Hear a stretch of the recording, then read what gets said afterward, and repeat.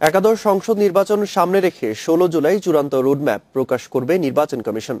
এতে রাজনৈতিক দল ছাড়াও গণমাধ্যম সহ বিভিন্ন মহলের সঙ্গে সংলাপের উল্লেখ থাকবে।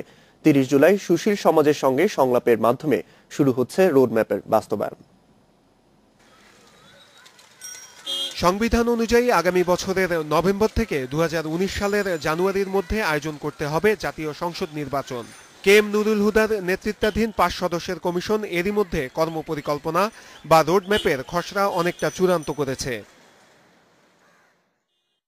ভোটার তালিকা হালনাগাদ, নতুন রাজনৈতিক দলের নিবন্ধন, সংসদীয় আসনের সীমানা পুনর্বিন্যাস, ডিজিটাল ভোটিং মেশিনে ভোট গ্রহণ এবং আইন সংশোধনের বিষয় থাকবে। ডিলিমিটেশনের বিষয় আছে, ভোটার তালিকা সম্পর্কে আছে, তারপরে নির্বাচনকালীন বা নির্বাচনের দিন আগে পরে আমাদের আইন শৃঙ্খলা বিষয়ক অনেক বিষয় এখানে অন্তর্ভুক্ত হতে পারে এবং সেই এজেন্ডা নিয়ে আমরা কাজ করতেছি।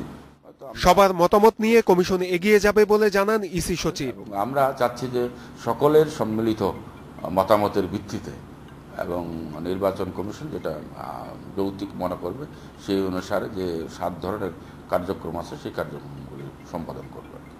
বিশ্লেষকরা বলছেন অংশগ্রহণমূলক নির্বাচনের জন্য সবকিছুর আগে দরকার রাজনৈতিক সমঝোতা।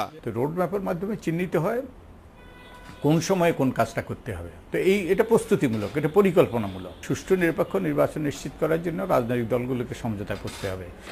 রোডম্যাপ অনুযায়ী অক্টোবরে শেষ হবে নির্বাচন কমিশনের সংলাপ।